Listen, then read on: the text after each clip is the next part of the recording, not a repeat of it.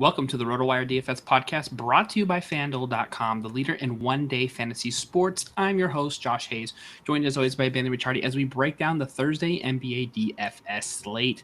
You can always find Benny on Twitter at BennyR11 and over at RotoCurve, Rotowire, and as a featured writer in the DraftKings playbook. And you can also follow me on Twitter at JoshHayesFS.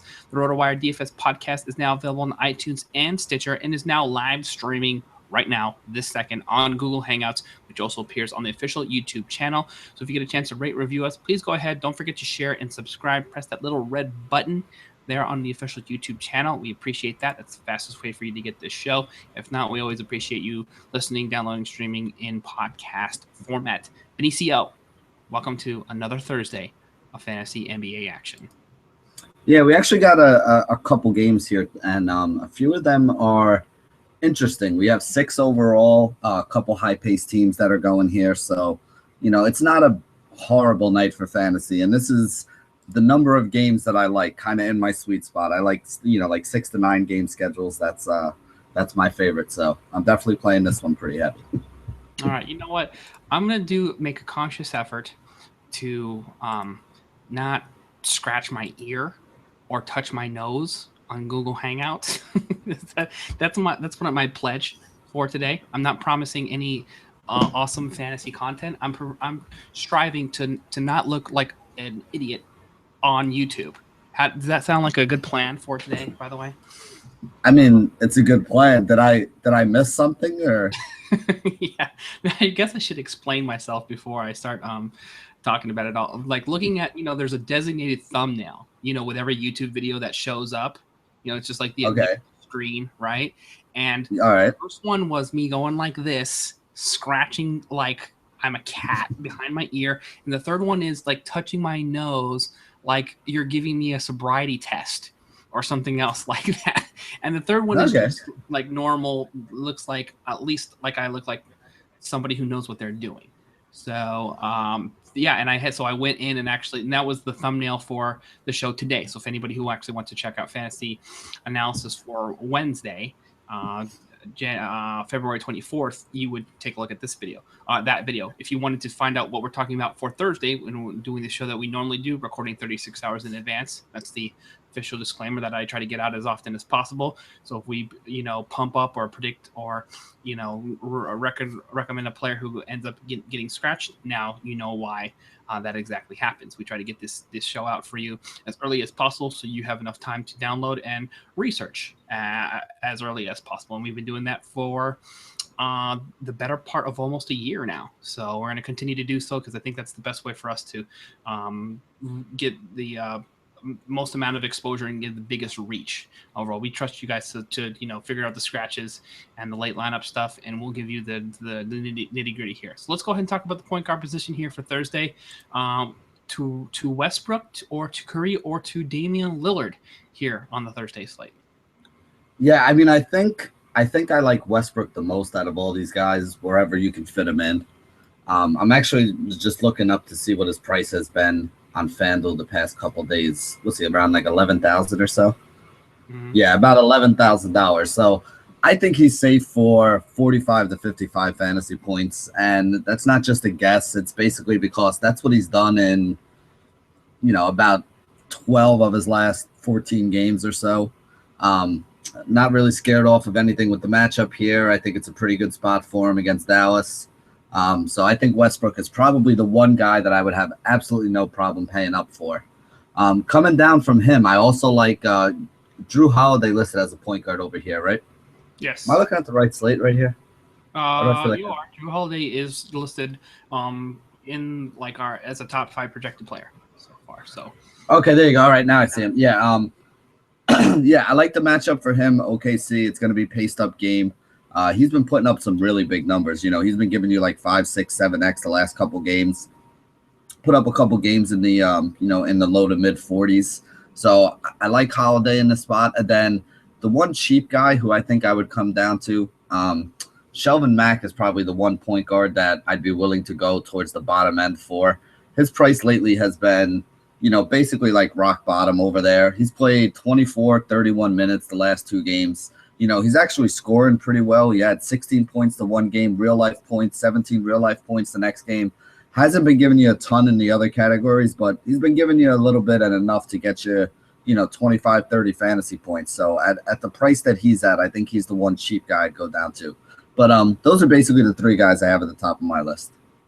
Yeah, the issue that I have with Shelvin Mack is it's the San Antonio Spurs, like I always say. So, or like we always say. So, it is like enough of a price for us to say, hey, maybe we just need to make an exception anyway because it is, below 4K. The 3,700 was the last price, and so we're just so close to the bare minimum. You don't really need much at all for you to meet value.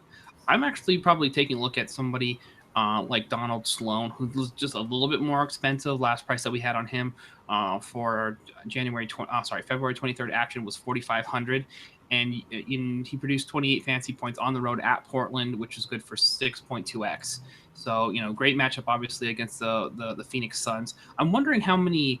I don't want to say bums, but I really do mean the word bums. Like maybe if like, are you interested in a bum stack at all? Just like rolling, Archie Goodwin, Devin Booker, Thad Young, who isn't really that much of a bum, but just no, you can't put Thad in the bum category. Well, he's on a bum team. Joe Johnson, you can call a I don't know, some semi-rejuvenated bum, soon to be Cleveland Cavalier bum. I'll say, sort of. How do you feel about the bum stack for Thursday? I mean, I wouldn't do it, but if you want to do it, be sure to pick up my cash games. No defense played in that game. That's the appealing part, So yeah, I mean, I don't mind. I actually don't mind a couple of these guys on Brooklyn, and I don't mind a couple of these guys on Phoenix. Mm-hmm. But not a ton of them. Like I like Joe Johnson. I've been playing him. I actually said Thad Young's not a bum because I've actually been playing him a bunch lately, and he's been doing pretty well. I like Brook Lopez in that game too. I mean, there's a lot of guys in that game that make some sense, but I don't know if I think that stack. Like, would you rather have exposure to that game or Oklahoma City, New Orleans, or Portland and Houston? Like, there's some games that are going to have like 220 spreads on this day. So I don't know if that's going to really work out to stack up. As bad as both of those teams are defensively, I think that there are some other games that are going to be higher paced anyway. All right, that makes some sense to me. So we can move forward from the position. I think we successfully scraped the bottom of the barrel in that spot. Down at the bottom, too, as well, another play that I would probably prioritize over Shelvin Mack just because of the San Antonio Spurs matchup is Patrick Beverley. He's back in the same range. Overall 4,700. He's just basically a consistent cheat code for me. Again, 27 fantasy points is good for 5.8x on the 23rd against Utah. They got Utah to play into the 130s, believe it or not, which is pretty awesome. And then before that, 34 points was good for 7.6x against Phoenix. So super trustworthy, super cheap. I love, you want to pair the top option like Westbrook, Curry, Lillard, any of those guys, and balance out your salary with a cheapie. Patrick Beverley is always my go-to guy. All right, let's go ahead and flip over to the shooting guard position here for Thursday and talk about your top options here. Yeah, I mean, obviously James Harden is always somebody I want to have some GPP exposure to. I don't love him for cash games. I don't think this is like one of those games where he's going to go for like 60 or 65 points. Although Portland does play fast, McCollum and Lillard have not been known as the greatest defensive backcourt. It should be a high-scoring game. I just don't know if I trust him as a guy with huge upside. If I'm paying up, I think I'd rather go get Westbrook at the point guard spot than pay up for Harden at the 2. But on the other side of that game, I do love CJ McCollum because he's been playing very well lately, putting up a lot of points. And we know that, the shooting guard position, taking guys going up against James Harden defense has been profitable all season long. So I think CJ McCollum, probably the guy that I'm going to have the most exposure to. And then looking at some of the cheap options, don't hate Joe Johnson against Phoenix, who we talked about here. Depending on what site you're playing on, I know he's a shooting guard over on FanDuel. Some other sites have him listed as a forward or a small forward if you're playing over there. He's another guy that I like, though. He's been putting up pretty good numbers. Phoenix, we know, plays at a high pace. They're not a very good defensive team. Like you said, anybody in that game is probably in play. So I like Joe Johnson a lot. And then the cheap guy that I've been looking at is OJ Mayo, who's been seeing some decent minutes. Not a great matchup for him going up against Boston, But again, some of these guys are just so cheap, and you're going to see some minutes that, I still have faith in him to put up 20 fantasy points to 30 fantasy points and give me, some upside at his rock bottom price if I needed it. Yeah, I agree with you there as well. I think that I am interested in CJ McCollum. Chris Middleton to me has been a bit of a trustworthy guy, in terms of getting shots in offense. He hasn't produced 5x on the price tag, but the good news is that price jumped up to 7,700, and then he really didn't do too much after he hit 7,700. So hopefully for Thursday's slate we can come back and get another discount on him overall. And the one thing I need to take a look at here is whether or not you play or fade a guy like OJ Mayo, who's been getting an increase in minutes and still is very cheap under 4K against Avery Bradley defense. What's your general thoughts on that? As your super cheap scrub a dub for Thursday.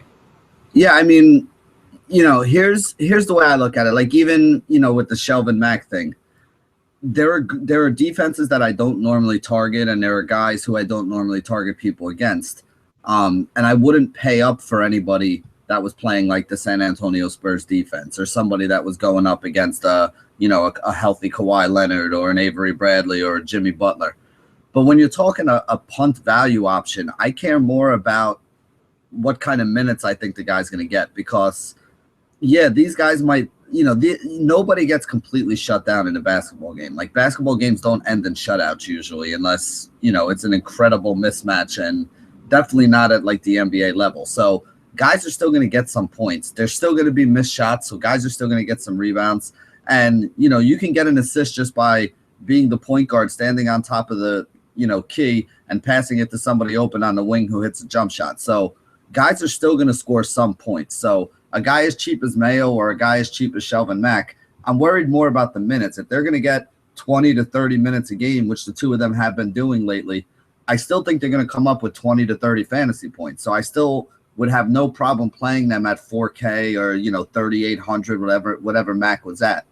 Now, I wouldn't take a guy who's like 6 or 7K in that mid-range in a tough matchup like that. But with the cheap guys, I still think that they're going to do enough if you're safe and solid in the minutes that they'll pay off their salary for you. So I have no problem rolling OJ Mayo, just like I have no problem rolling Shelvin Mack. But on the flip side of that, I wouldn't roll a 7 or 8K player up in that tough defensive matchup. All right, fair enough. The last guy I want to mention here is Evan Fournier, who's had another super solid game. This is, we're talking a minimum of 5.2x here for 1, 2, 3, 4, 5, 6, 7 straight games. Once again, and he's essentially playing the three out of position and scoring quite well. 21 points in this game against Philadelphia, 23 points against Indiana. He actually even put up 28 points against the San Antonio Spurs. So, like, regardless of matchup, he has been crushing it. And the 2 games before that against Atlanta, 16, 3 and 4 with 3 steals was good for 30 fantasy points and 6.4x. So to me, he's lock and load at this point. It's getting all the small forward minutes now that Tobias Harris is off the roster, and and on the same token, I'm all in on Commissioner Gordon, who's just basically a consistent double threat. But we're not here or ready to talk about Commissioner Gordon yet, because we got to talk about Rotowire.com and the free 10-day trial that we've got going on here, Benny.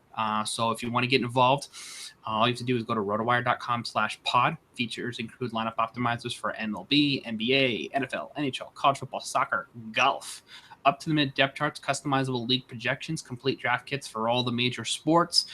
You want to get the information and the news, the stats, the projections that we use here on this very podcast. You can take advantage of it all by yourself here on the free 10-day trial, rotowire.com/pod. Let them know that Josh and Betty sent you. All right, let's go ahead and talk about what you're doing here on the wing here for Thursday. Yes, small forward's kind of tough here. The guy I like the most, and I've been playing him all week, so I don't think I'm going to stop in this matchup, has been Giannis. He's basically gone 37, 39, 36, and then the last game, obviously, he went nuts and scored 69 fantasy points in his last 4. So he's been giving you a solid 5x floor, and, he's flashed the upside as well. Boston is so good against the guards that you usually want to look at the front court players against them. So I probably like Giannis the most. He's going to be the guy that I pay up for. And then from there, it's kind of tough for me. I mean, if you can fit Durant, I think he's going to get you 40 to 50 fantasy points. Although I don't think it's going to be great value. He's basically been going like 4.5 to 5.5 X. I don't think this is going to be a huge upside game for him. So I think he can get you close to 5X. But again, I'd rather pay up for, Harden and or Westbrook than I would for Durant here. So I've been going down to guys like the Trevor Ariza range. He's been playing pretty well. Portland game's going to be paced up. Ariza's gone like 7X and 6X in his last two. Like I said, I'm not a huge fan of Harden in this game because I think that a lot of the other guys are starting to step up, like a Beverly and an Ariza. They're getting more production out of everybody across the board, which is hurting Harden, but it is actually helping the team a little. Maybe like a Harrison Barnes. Evan Turner's coming off a big game, but I don't really like a lot of it down there. I mean, last night people were using Mo Harkless, which he had like a horrendous game, and I still don't get that one, even though he's been priced. Like, I don't really see a lot here. I don't want to use Gordon Hayward against San Antonio. Obviously it's a lot different without Kawhi Leonard. If Leonard was in, it would be the worst matchup. It's probably still softer, but it's still not that's a situation where I don't want to pay up for a guy playing San Antonio. Evan Turner, Jay Crowder. Crowder's coming off the huge game. He'll probably be highly owned, but I don't feel like paying $6K for him. So, like I said, there's not a lot here. For me, I think I'm going to use a lot of Giannis and Ariza, and not really mess around with too much of anything else unless we get some value. Yeah, I agree with you there as well. How could you be so heartless is what I always like to say. I think I've said that to you a million times over, and you never really have a good answer for me. So that's an interesting situation there. One thing I'm going to say here is what I have noticed from the San Antonio Spurs is we need to pay attention to Kawhi Leonard information because he's missed the past 3 games. So this calf injury looks a little bit more serious than people have thought. There hasn't been any news that I've seen come across as of yet. And because of that, we've seen different things happen in this matchup. For 3 straight games, teams have scored into the hundreds against the San Antonio Spurs without Kawhi Leonard. So he's made essentially all the difference. In terms of their defense, it's no surprise because he's maybe the best defender in the NBA at any position. I don't think I'm remiss in saying that. So by that same token, if maybe we take a look at Gordon Hayward, or maybe Shelvin Mack is a better play than I originally thought here, because of the sort of difference in defensive intensity and overall production from that spot. So that's something to pay attention to. We're 2 days out, obviously, or a day and a half out. So, and we'll have more information, at least in terms of whether or not he plays against Sacramento today on Wednesday. And we'll see if that sort of premise holds up. So I think that's important for people to note out there, because you could sort of make turn your cash game play into a contrarian play as well by using some players that people like you and I have generally sort of went away against. Although you did say, bring the Mac Daddy on before we even discussed this. So kudos to you on that. Now, down below at the bottom here, I think you're pretty much right on point with talking about how you want to approach the small forward position. The bottom gets ugly very quickly. Like, I don't want any Mo Harkless. Iguodala against Orlando. Not Corey Brewer's a starter, but he stinks. Hazonia hasn't, could be in a decent spot against Golden State Warriors because he plays the way the Golden State Warriors play. You just can't trust him to get consistent minute production. The game logs look terrible for him. So I think I'm really willing to just draw the line at, in the Ariza, PJ Tucker, Harrison Barnes range if you really have to go cheap, and then just go from there. However, PJ Tucker has inexplicably been getting game flowed out, or production flowed out, I guess I'll say. So I'm going to take him off the list, even though it should be a decent matchup against Brooklyn. But since they've moved Archie Goodwin to the 2, which I think bumps Devin Booker to the 3 somehow.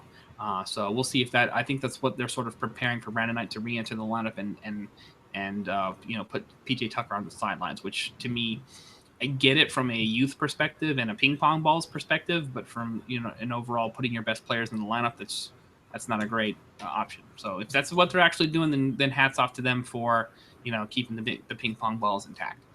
Anybody else you want to talk about at the 3 before we go to the 4? Nope, that's about it. All right, power forward is up next. So much for Brow. We talked about that, and I was like, you know how me, I've always just wanted to rib you just a little bit for taking a stand on Anthony Davis, which there really isn't any ribbing necessary to be done. I was just like, the only reason I'd like to do it for you because it's fun and it's entertaining for me personally. I know you appreciate that. But no, I always like to say, and I'm as guilty of this as you. I just don't put my business out there in the streets for the trolls to set on fire. Okay. We all have our sort of biases or stances that we take on different players, and Anthony Davis threw up the dud for all the people who are like, oh yeah, let's get back in. It's 59-20. He's going to start crushing it, and then he scores only 50 points fewer than the 59-point performance. So kudos to you for being right. The one thing I will say about this is I like to try to at least subscribe to the fact or believe that I will play anybody on any slate at any time, but we all have our little bit of biases. Like I said, I just don't probably voice them as voraciously as you do.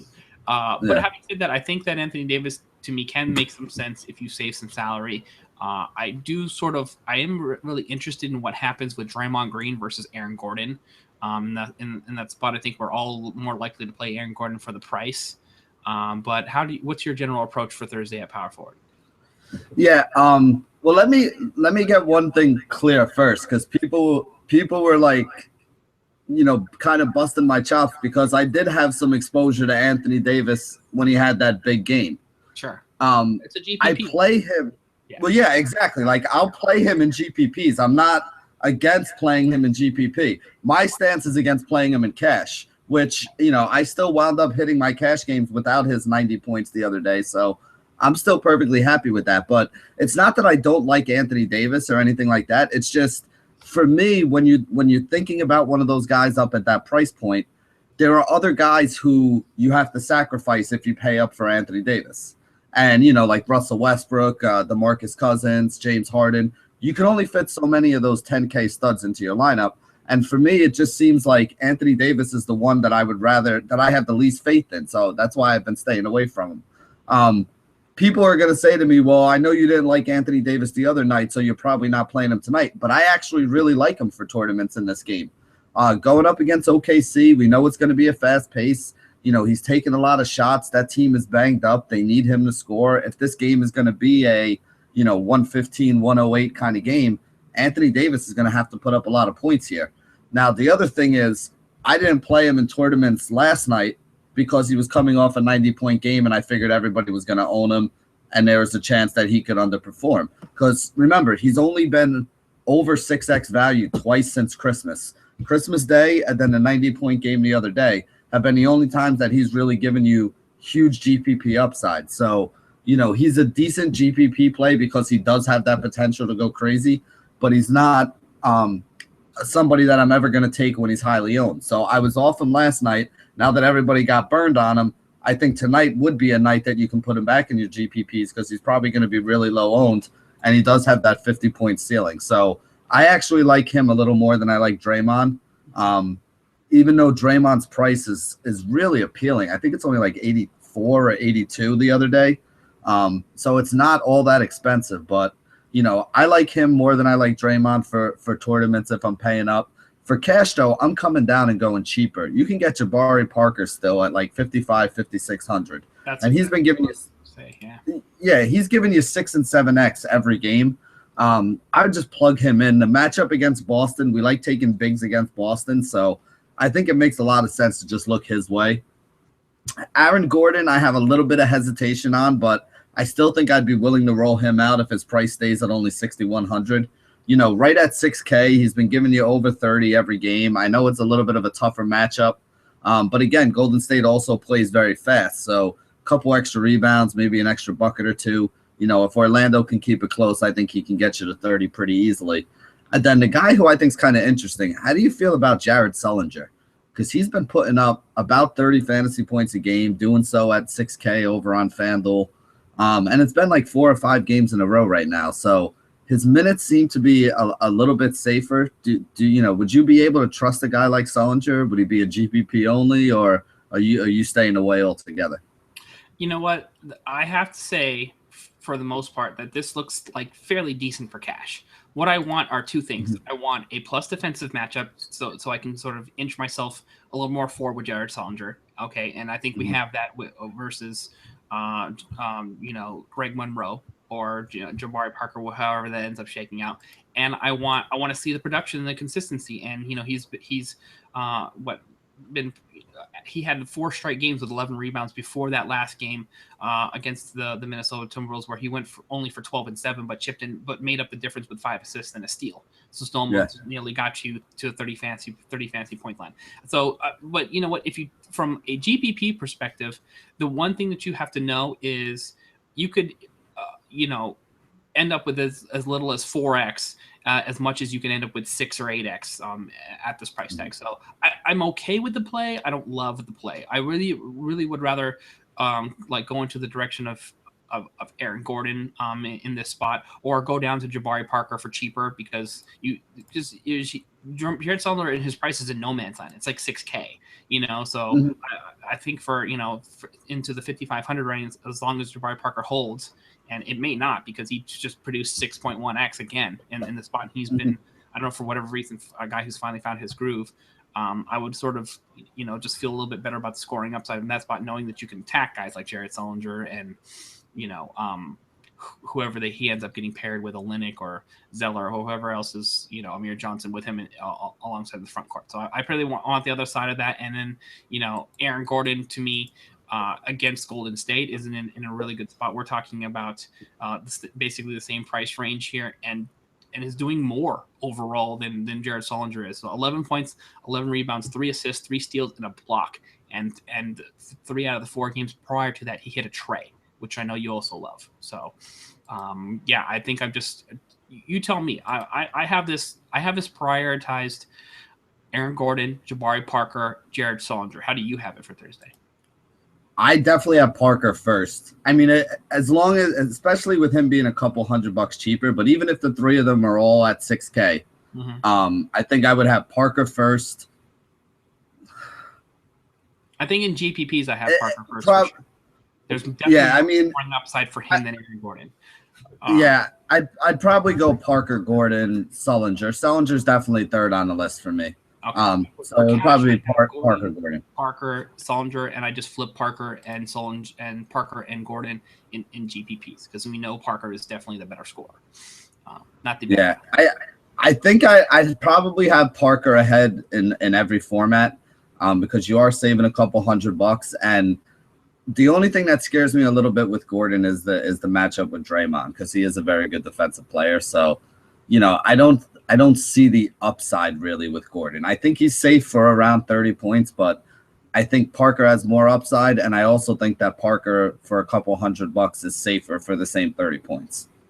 All right, fair enough. I really like Parker, in case you can't figure it out by that. I mean, like, Parker for me is the automatic plug and play, and then figuring out what to do with the second spot is going to be, how the roster construction comes about. All right, that's totally fair. I mean, the numbers are there for both of those guys, and he's, like we said, a much better scorer. We've always, he was the number 2 pick for a reason. People wanted to sort of leave him for dead, and for by hook or by crook, he's started to derive that to produce that Dookie flash that we sort of expected for him to come for some time now. All right, before we move forward to the center position, we're going to talk to all the business owners out there that may need a website. If you need a website, why not do it yourself here with Wix.com? No matter what business you're in, Wix.com has something for you. Used by more than 75 million people worldwide, Wix makes it easy to get your website live today. You need to get the word out about your business. It all starts with a stunning website. So with hundreds of designer-made, customizable templates to choose from, the drag and drop editor, there's no coding needed. You don't need to be a programmer or designer to create something beautiful. You can do it yourself with Wix.com. Wix.com empowers business owners to create their own professional websites each and every day. So when you're running your own business, business, you're bound to be too busy to worry about the budget, the scheduling appointments, or building a website for your business. And because you're too busy, it has to be easy, and that's where Wix.com comes in. With Wix.com, it's easy and free. Go to Wix.com to create your own website today. The results will be stunning. All right, let's go ahead and talk about our stunners at the center position here for Thursday. Yeah, there's actually a couple guys up towards the top I like. Vucevic has been playing really well lately.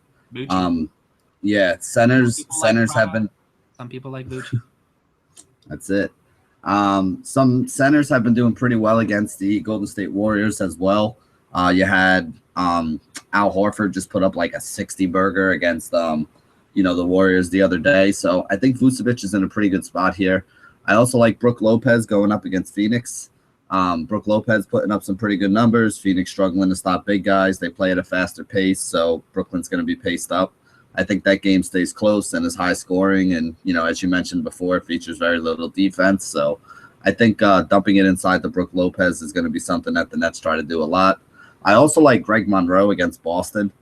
He's not a guy that I play often, and I think he's going to be very low owned for tournaments at 7,900. When for like $500 more, you can go up and get Lopez. But in 2 games so far this season against Boston, Greg Monroe had 50 points in the one game, 51 fantasy points in the one game, and 42 fantasy points in the other game. So he's been getting it done. We know that Boston struggles against big guys on the interior. We know that Greg Monroe struggles against guys that are bigger than him because he's basically a power forward. But the Celtics don't have anybody that's bigger than him. So, I think this is a good spot for him as well. And then if I'm looking to save, I think the guy I come down to is Alex Len. Good chance that we might be without Tyson Chandler here. And in the game so far without Chandler, he actually got in foul trouble in the last game and, didn't play a ton of minutes. But in his last 2 games, he's got 35 and 28 fantasy points. His price is at 4,600, 23 points, 13 rebounds, 14 points, 8 rebounds in the last 2 games. I think he's safe for 25 to 30 fantasy points if Chandler's out. So if he's below 5K, that's giving you great, 6, 7X kind of value. So that would be the way that I'm looking at the, center position on this slate. Yeah, I like Vucci up top for sure. Although Andrew Bogut does hold his own defensively, so it could be a little bit more of a struggle. Although, we just take a look at the pace and the numbers in this matchup, and you just have to know that they're going to need to score from somewhere. And Vucci is a likely position for them to target. Brook Lopez for me against Phoenix, I got to go with Rolo as well. I think that you can see what he's done production wise, and we're talking about 56, 43, and 53 fantasy points, good for 5 to 6.5x.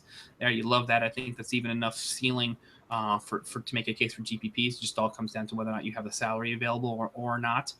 It is super pricey. We're talking about 8,600 on the price tag, but at some point you're going to have to pay up somewhere. So I think you can do pretty well in that same spot. And I love Greg Monroe. We talked about how Boston plays great defense, but you can sort of attack the center position because it's Sully.